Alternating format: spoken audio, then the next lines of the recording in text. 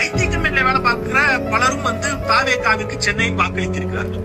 இவன் எவனாவது சோத்துல முன்னாடி தட்டுல சோறு போட்டு உட்கார்ந்துருப்பான். அந்த சோத்தை சாப்பிடறாங்க, அந்த சோறுல உப்பு போட்டு சாப்பிடறாங்க. அந்த சோறு திராவிட முன்னேற்ற கழகம் அவருக்கு தந்த சோறு. அப்ப நீங்க எல்லாம் படித்த முட்டாள்கள். இந்த செந்தில பார்க்கும்போது இவன் சோத்துல உப்பு போட்டு தின்றானா எனக்கு தெரியல. ஐடில இருக்கிறவங்க விஜய்க்கு ஓட்டு போட்டா உனக்கு என்ன பிரச்சனை?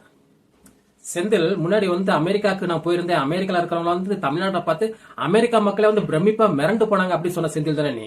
அப்பவே எல்லாருக்கும் தெரியும் நீ ஒரு பயங்கர பெரிய ஜால்ரா. அதாவது ஜால்ரா எல்லாருமே லைட்டா அடிப்பாங்க, இல்ல செம்பு தூக்குவாங்க, இல்ல அண்டா தூக்குவாங்க. நீ அண்டா கிண்டெல்லாம் தூக்கல, மொத்தமா அந்த குடும்பத்தை தலைமையில தூக்கி வச்சு சுத்திக்கிட்டு இருக்கிற.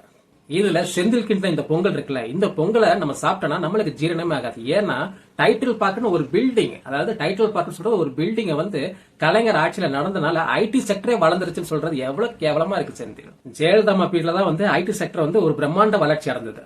அதுக்கப்புறம் நிறைய ஐடி கம்பெனிஸ் தமிழ்நாட்டுல இன்வெஸ்ட் பண்ண ஆரம்பிச்சாங்க. இந்த அடிப்படை அறிவு கூட இல்லாம ஆவுனா எல்லாமே திமுக திமுக திமுகனா இந்த 60 வருஷம் வெறும் திமுக மட்டும் தான் ஆட்சி பண்ணிட்டு இருந்ததா? இதுல இன்னொரு விஷயம் தெரிஞ்சுக்கோ கொத்தடிமை செந்தில். இந்த ஐடில பெரிய ஃபியூச்சர் இருக்கு அப்படின்னு சொல்லிட்டு இந்த யங்ஸ்டர் நினைச்சனால தான் இந்த ஐடி இவ்வளவு பெரிய டெவலப்மெண்ட் ஆயிருக்கு. அவன் படிச்சு ஐடில போய் சேர்ந்து அவன் சொந்த காலில் நின்றுட்டு அவன் யாருக்கு ஓட்டு போட்டா உனக்கு என்ன? ஒரு 5 இல்ல 10 வருஷத்துக்கு முன்னாடி இந்த மணி அடிச்சிருந்தா நாங்க நம்பி இருப்போம். இப்ப நம்புறதுக்கு நாங்க என்ன கேனைகளா?